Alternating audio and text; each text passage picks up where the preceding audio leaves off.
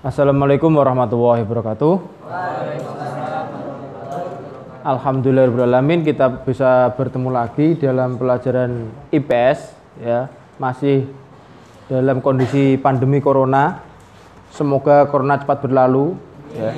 Tadi malam Pak Den itu mendengarkan ILC, Indonesia Layar Club, yang ada di salah satu stasiun televisi nasional, bahwa insya Allah tahun ini di bulan November ya, vaksin corona akan dirilis ya. Semoga itu segera terrealisasi dan corona bisa segera dikendalikan dan kita bisa melaksanakan pembelajaran seperti biasa sebelum ada pandemi corona ini. Amin Allahumma amin. Sebelum memasuki materi, mari kita berdoa, mari kita bersama-sama baca basmalah. Bismillahirrahmanirrahim ya. Tolong buka modulnya halaman 48 ya, yaitu adalah hakikat globalisasi. Apa itu globalisasi? Ya, globalisasi adalah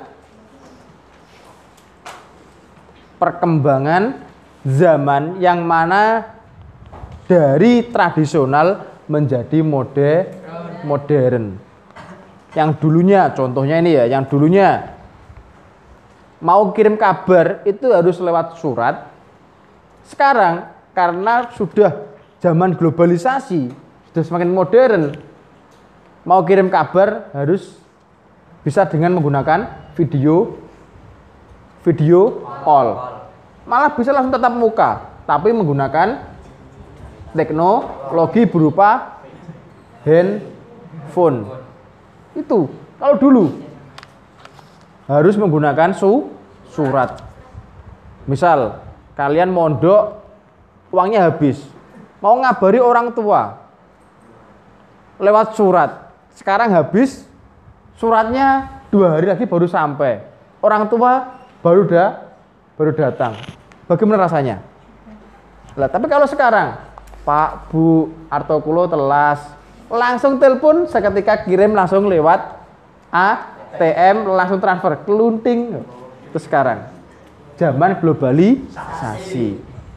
Dulu contoh lagi, dulu membajak sawah menggunakan sapi atau kerbau, sekarang menggunakan alat berat, traktor dan lain sebagainya. Itu globalisasi. Banyak dampak positifnya, juga banyak dampak negatifnya. Tergantung siapa si pemakai. Ya, dan dimanfaatkan untuk apa? Itu globalisasi. Pengertian globalisasi.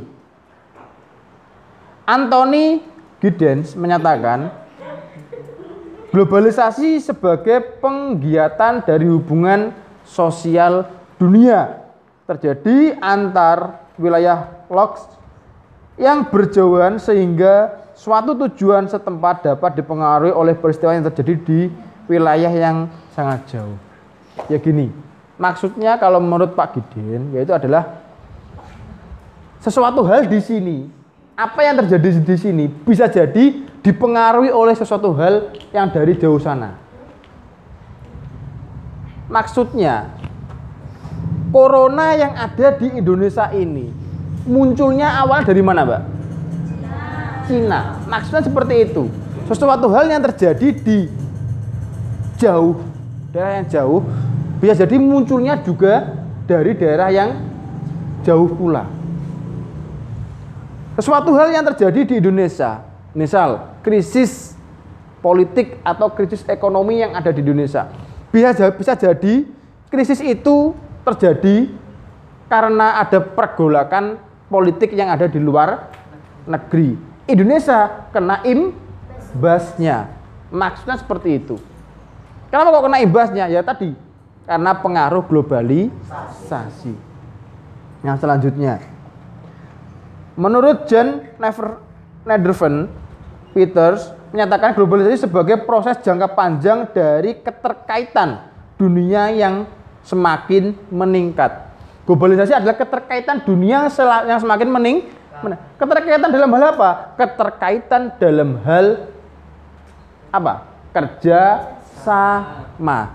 Yang dulu awalnya kerjasama hanya ada kerjasama bilateral antara dua negara yang saling bertetangga, bilateral, ya, hanya dua negara. Sekarang ada banyak kerjasama antar negara yang dinamakan multilateral, kerjasama banyak negara. Ada organisasi ASEAN, ada organisasi OPEC, ada organisasi banyak sekali. Ya, itulah globalisasi. Muncul banyak sekali peristiwa-peristiwa, muncul banyak sekali kejadian-kejadian di luar nalar kita.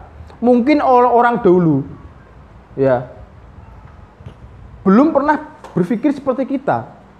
Ya, sekarang kalian mungkin, ya, besok 2029 atau 2030 mungkin anak sekolah itu tidak melihat buku.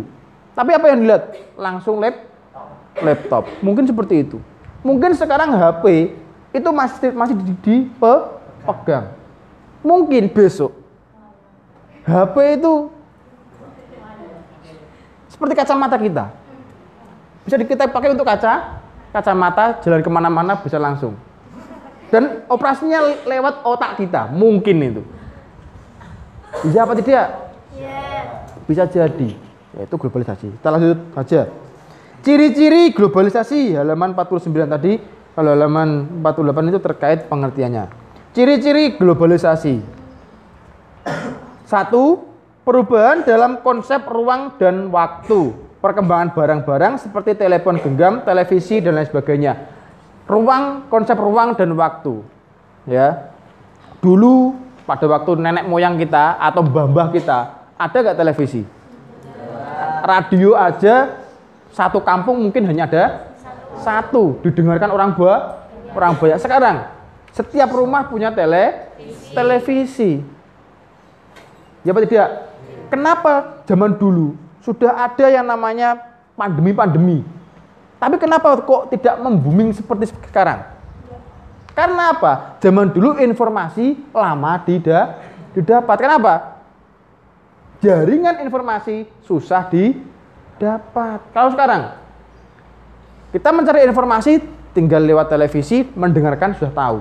Di Cina sampai Indonesia tidak butuh waktu 1 jam, hanya butuh waktu 1 menit sudah nyampe Indonesia. Tapi zaman dulu ada yang namanya virus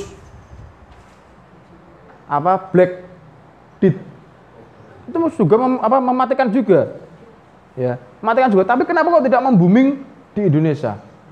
Itu kok tidak membuming sampai seperti corona ini? Karena sumber jaringan informasi dulu susah didapat seperti itu. Ya. Maka dari itu, sekarang itu dunia berasa seperti dalam genggaman. Kenapa? Handphone tadi.